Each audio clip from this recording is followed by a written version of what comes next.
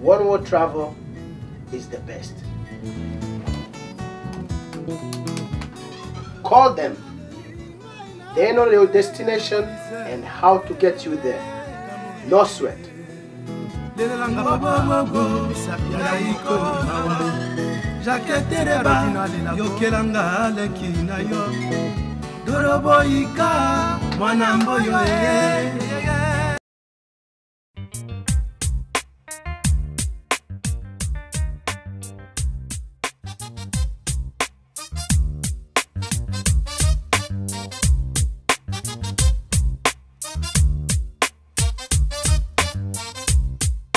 May I start this show today by recognizing the Gambian government for not just speaking clearly and strongly, but doing so while making notes and taking names, calling tools like the president of Burkina Faso, Blaise Compaoré, fingering them for what they are,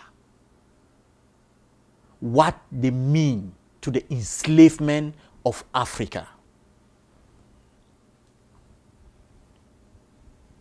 They stood up like Africans. They stood up like a free people. They stood up like an independent country.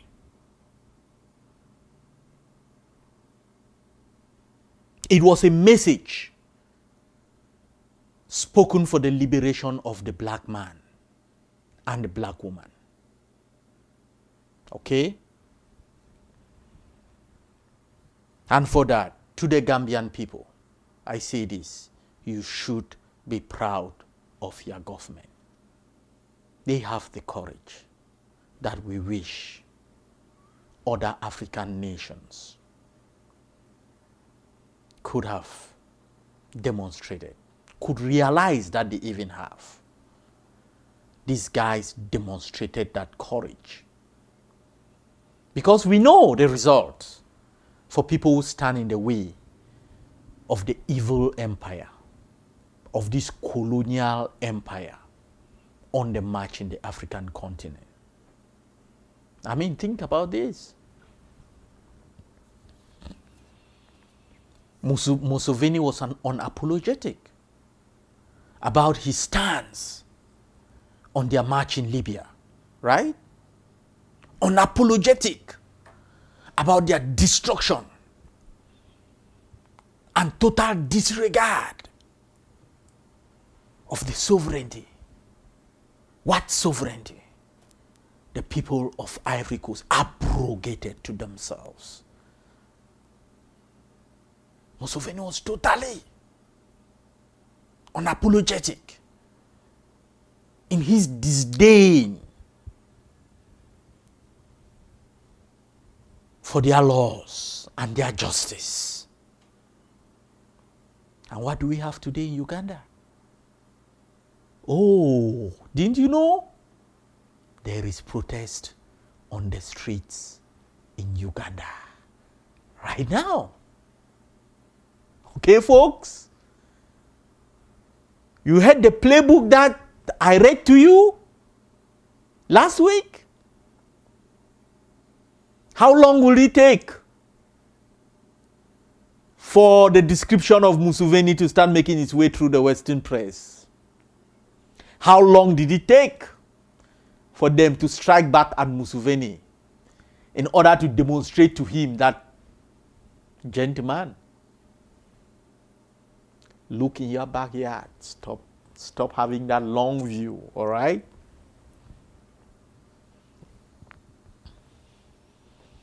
East African presidents watching Ugandan protesters clash with security forces last week over the skyrocketing prices of fuel must have been wary of a spillover into their countries as the region battles surging inflation.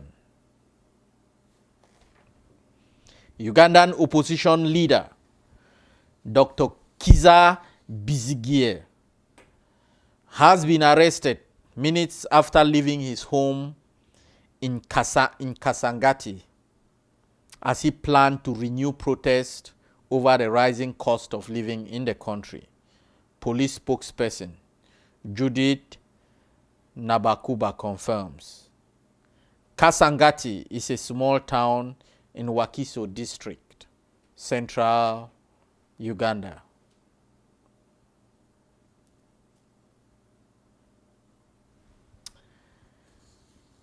Folks, this gentleman, Dr. Kiza Besigye, just lost an election, a democratic election that everybody, every observers confirm was free and fair. Lost it free and fair to President Yoweri Museveni. Okay? Not 2 months ago. And not up to 2 months. He is on the streets leading protest. You see, you get it, folks. You see why other leaders with visions of grandeur in the continent have been turned into little more than prostitutes?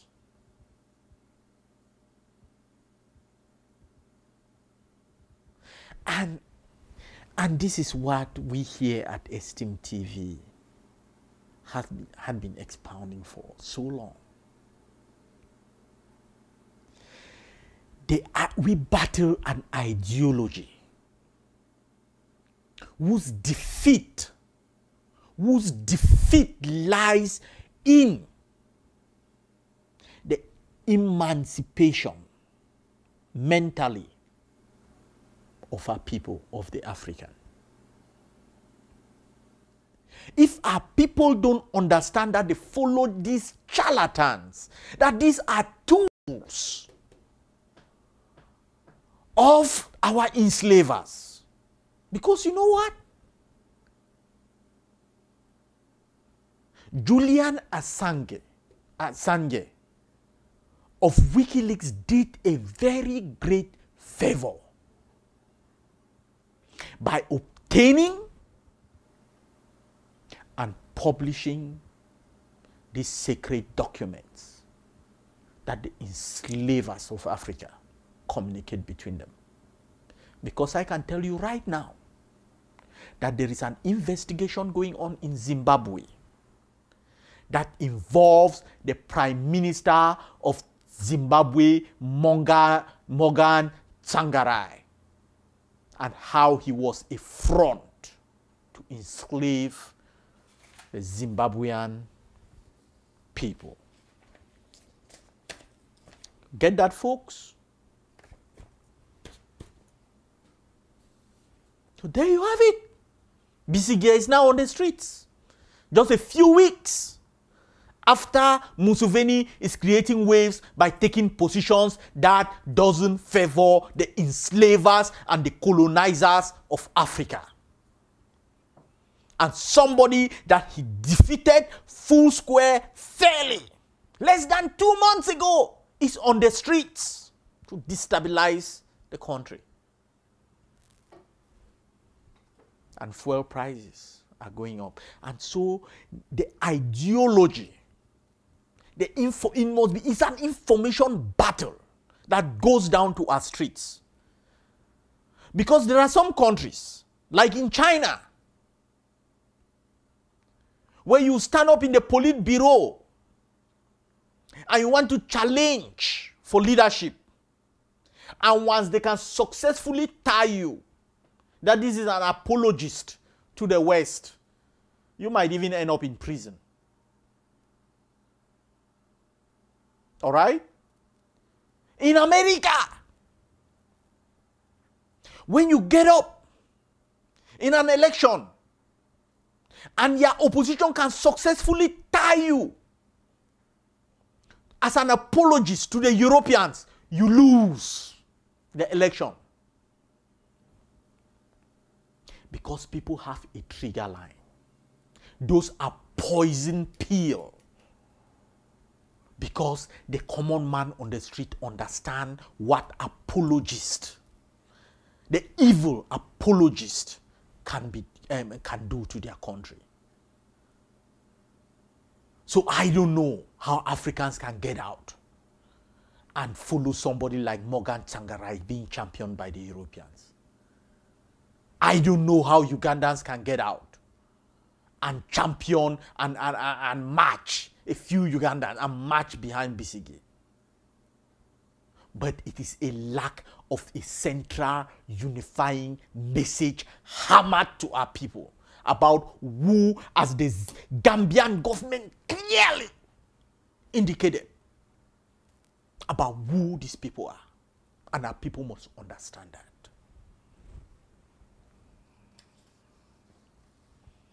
Government pockets all rights to mine uranium.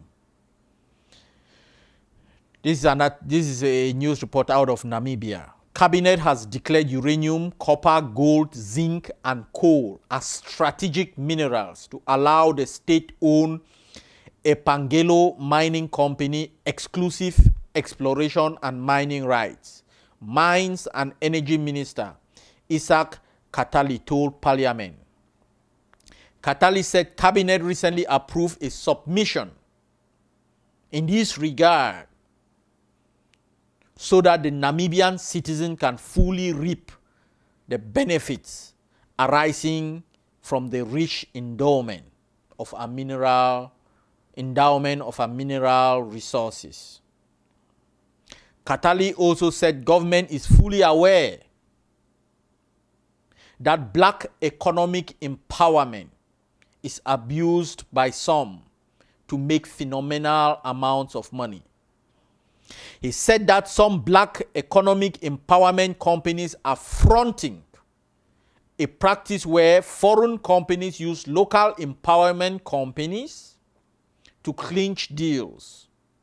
The minister said he also knows of BEE licenses selling out exploration licenses as soon as they are granted them. Furthermore, Katali said the ministry is mindful of transaction of mineral resources involving phenomenal amounts being concluded outside the borders of Namibia without ministerial approval, which only benefits a few with no tangible financial benefits accruing to the state revenue coffers. And so I just brought this as a testament to the fact that something is happening in the African continent. And that's why you see the empire striking so hard. And it's things like this, with governments deciding right now to start taking actions that benefit the African people. And so the Europeans should be very afraid. Very, very afraid. Nigerian rivals urges calm as thousands flee unrest. You must know that by now that the Electoral Commission of Nigeria has declared Jonathan Goodluck the winner of the presidential election that occurred last week in that country. The Muslim opposition candidate, that's what they put. I don't know why they will put the Muslim opposition candidate. I mean, come on, folks. This guy is just an opposition candidate in a country, Nigeria, and that's how they go in there, folks. I said the same playbook. Divide one against the other, and we start going at it, right? There is it. Kano, Nigeria, from the Agence France Presse. The Muslim opposition candidate in Nigeria's presidential poll rejected the results on Wednesday, last week, but urged calm after deadly post-election riots amid a rush to help nearly 40,000 displaced. Authorities say many were killed during the violence, which saw corpses burnt beyond recognition and bodies reportedly thrown into wells. but have refused to give a toll, saying it would spark reprisals and would be inaccurate. There were reports of fresh clashes in the northern state of Kaduna overnight last week, with a community leader telling local radio the killing was unbelievable and the destruction colossal. One government official explaining authorities' reluctance to release an overall death toll from since the vote said, "I wouldn't like to use the term massacre." Some places it was terrible. And so, as I said, incumbent President Jonathan Goodluck was declared the winner of the election by Professor Atahiru Jega, chairman of the Independent Electoral Commission. He announced that Jonathan had won the poll with 22.5 million votes compared to 12 million votes for Buhari, his closest contender. Total votes casted during the election were 39.5 million. But a few hours after the results were announced, protests in some parts of the northern states of Adamawa, Bauchi, Bono, Kano, Kaduna, and Yobe states, protests erupted in those states because the ruling party, the opposition party, was alleging that the ruling party, the PDP, had connived with the Independent Electoral Commission and other security agencies to rig, manipulate, and influence the outcome of the results at the detriment of Buhari's party. And Buhari's reaction, and here is Buhari's reaction from the Congress for Progressive Change, CPC. So, General Muhammadu Buhari called for the cancellation of results of the election, saying that computers used in compiling the votes were programmed to rig his votes. Buhari's assertion was backed by a petition submitted by his party to the Independent Electoral Commission, in which the party demanded an investigation into the allegations that the Excel computer program installed in the INEC, that is the Independent Electoral Commission's computers, were manipulated to give Dr. Goodluck of the PDP an advantage. And the conclusion of that petition was, based on credible information received and intelligence reports in the areas mentioned, we formally write to reject the entire results presented from Cross River, Akwa Ibom, Rivers, Bayelsa, Delta, Edo, Abia, Anambra, Enugu, and Ebonyi states. Others include Ekiti, Ogun, Osun, Lagos, Sokoto, Kaduna, Jigawa, Gombe, Yobe, Zamfara, Adamawa, Nasarawa states. We therefore appeal that you demand the ballot papers and result sheets as collated from these zones and states for scrutiny in the interest of peace, prosperity, free, fair, and credible elections. We recall that on Sunday, April 17, because of reports we received, we issued a press statement that we would accept only collated results from polling stations. I read this and I bring this to you because Nigerian commandos recently joined the French Licon force to go into Côte d'Ivoire to tell the Côte d'Ivoirians, to show them how democracy is done. And folks, that really is how it is done. Okay? So you see an opposition leader in Nigeria calling for the actual ballots to be used, not the computer version that was installed in computers. And they are refusing. The northern Nigeria is burning. All right, folks? People are dying. And the Europeans, the Americans, were at the top of the line, at the head of the line, recognizing good luck's results. You get it, folks? You get it?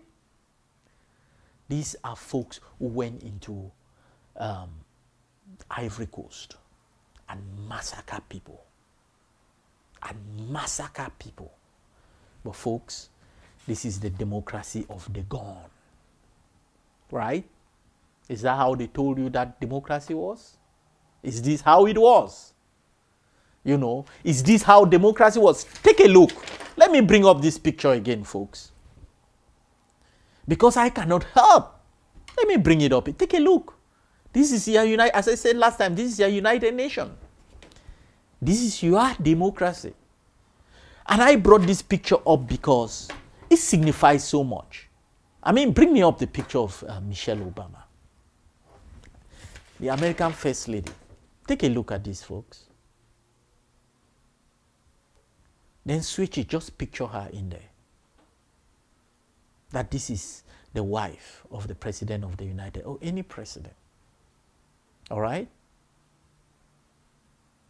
Why don't we bring the wife of Alassane Ouattara? Because have you seen this picture over the Western media news?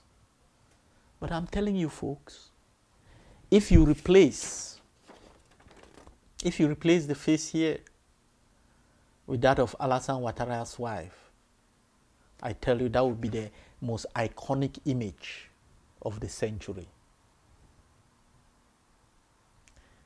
It will be the most iconic image and will cover, blanket the news from end to end, because it will signify what? A savagery? It would explain why God made us black, right? I just thought to bring that in here. Because when I looked at this, I thought of Michelle Obama and I thought of this dumbass, this terrorist. These terrorists that have been put as the French governor of Ivory Coast. I thought of their wife, these three women, and I just interplayed with the image in my head. And boy, it's incredible, isn't it? Give me that. And that is why I'll read it. Let me quote Sankara that I quoted last week, because I want to make a statement here.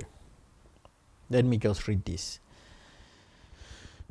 My fear is justified even more by the fact that the educated petit bourgeoisie of Africa, if not of the entire third world, is not prepared to give up its privileges, either because of intellectual laziness or simply because it has tasted the Western way of life. Passive and pathetic consumers, they wallow in terminology fetishized by the West, just as they wallow in Western whiskey and champagne in shady lounges. Pathetic consumers wallow in terminology fetishized by the West. See, I am not a petit bourgeoisie from Africa. I don't consume whiskey. But I think, as I made a statement here one day, that I don't know a lot of things. But when I make a mistake, I'm going to tell you, I'm going to come on this show and tell you that I made a mistake.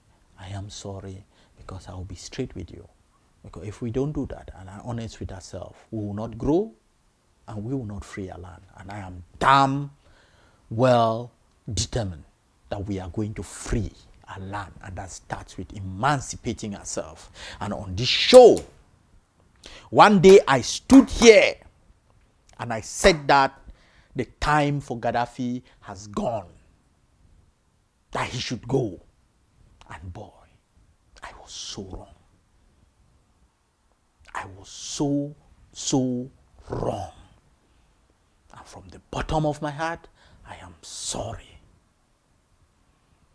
Because this is a terminology of this that the fetishized, and we consume about the democracy and the length of leadership and all that. Even as I was giving you the long list of accomplishments that this man has done, how this man has changed the fate, saved a genocide in Rwanda by his support of Museveni, and turned the Central African region from a French bloodbath field into a shoot for independence for Africa, to his march in South Africa, and the uplifting of the Libyan people. I still somehow, in that very show, or probably the one before, talked about him being gone. I mean, the Americans voted a leader 4 times. When you say vote, 4 times in power. Close to 16 years in power. One family in America, Hillary Clinton and Bill Clinton and the Bushes, control power for close to how many years?